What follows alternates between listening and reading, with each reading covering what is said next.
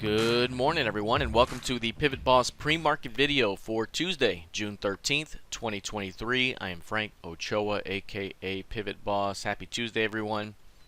CPI data has come out, Corp CPI data as well, and we've seen price push a bit higher to new highs. 44.07 now is that high. We have reached this key range target at 43.43 and have blown through that target. I'm going to go ahead and take this key range off for now. And you see how price has exploded to the upside overall. A strong finish in the previous session, and now price is testing above the previous session's highs. Now, if we put in a strong pivot high this morning, and we start to fail back below the previous session's high, there could be a return back to the previous session's midpoint, and in the worst case scenario, we could see an outside day down. Something similar to, one of these days back here, or perhaps one of these days where you're above a previous high after a rally, and then you start to see a failed high and you work back to the midpoint, or perhaps you go even farther down the road. So how are we going to play out today? Obviously, this market has been extremely bullish, so it's hard to fade this market right now. In many cases, or in many ways, the NQ is unfadable. This market has been super unfadable at the moment, so you do not want to step in front of selling this thing unless we see a strong rejection. But if there's a failure to hold above the previous session's high, we could see a little bit of a pullback here.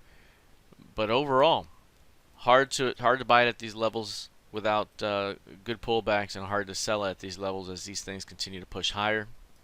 We are now above 4,400, or right at it, which is the midpoint between 4,200 here and the 4,600 edge. So you had that prior market structure.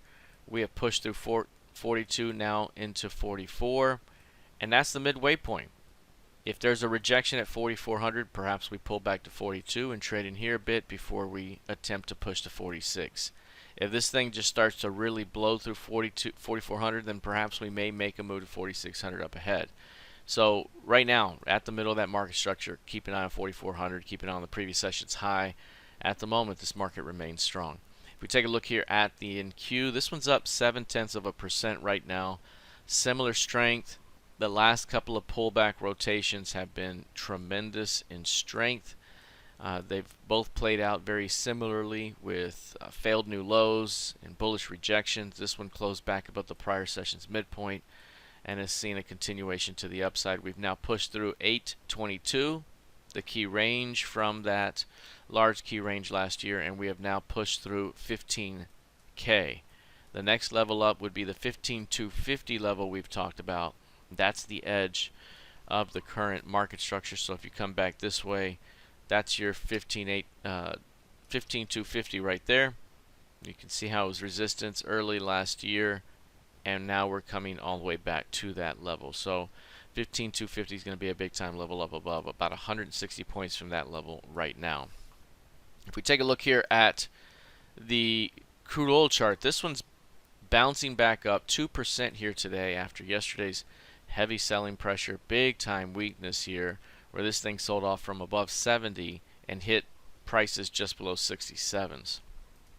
Big time range, big time sell off. 67 tends to be a nice little area of support for this market here recently, and we're seeing a little bit of a bounce back here today. No failed new low. We have been in a down move here. So if this is a pullback here that begins to see weakness, are we going to then finish the day lower? Do we finish the day below 67s? If so, that's going to open a pathway towards 64.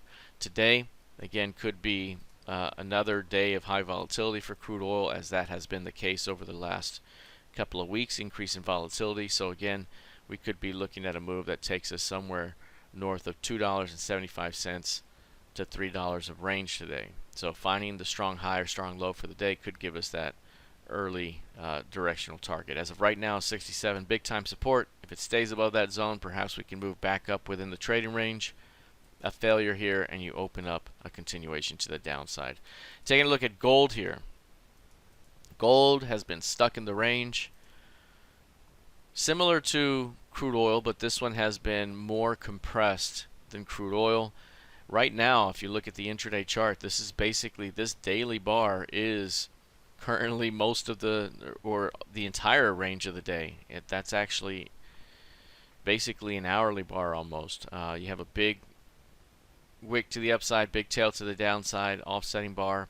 The high of the day, is it any wonder here? This thing is the key range low, 1985.90. The key range low is 1985.80. We continue to see how clear that level has been, which again, if price is able to recover the key range low, you squeeze to the mid.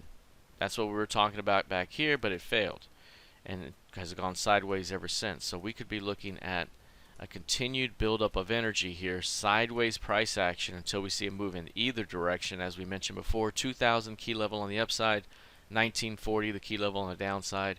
We're right at the center of that range trade, 1970, so we could easily trade back and forth in this 60-point range for a while longer until we're ready to see expansion. So look to avoid the chop. Lastly, taking a look at the YM. The YM here rallying to the key range high, back to the key range high. You'll notice again we had this great key range, the impulse high here, sold off, gave us an impulse move down, but when it got the midpoint, it never continued to the high like the ES, and then the ES came back to the lows, and then it came back. So in this case, obviously you've seen this thing drop down to the low and then stay down here for a little while. This reaction right here was good, massive squeeze back up, and a steady continuation to the top of the key range. Now that we've reached the top of the key range, do we fall back in? Do we fall back into the middle and trade in this upper portion of the range since we hadn't seen much action there, or do we get a full-on breakout and start to make our move to the upside?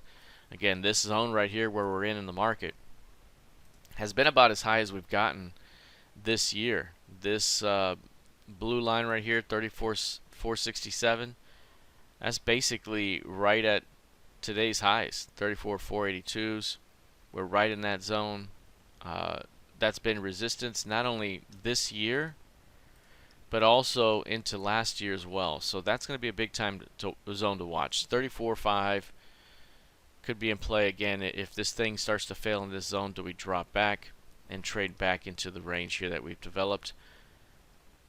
Again, very clear area of resistance, but there is one more level above, 34,750. That's the level we were talking about before. 34,750 is a potential, or just below that level rather, 34,617 to come back to this unfilled FOMC key level above. Do we go up here and grab that level? So overall, we're coming into a part of the chart where we're starting to get a little overextended, and we could begin to see a failure back in. If we do fail to hold above the previous session's highs, then an outside day could begin to develop, and now we're back down. So this is going to be the pivot to watch right in this zone. Do we continue higher, or do we start to put in a little bit of a short-term pivot top? All right, that is it for now. We'll see how this plays out the rest of the session. Good luck, trade well, and I'll see you in the trading room. Take care.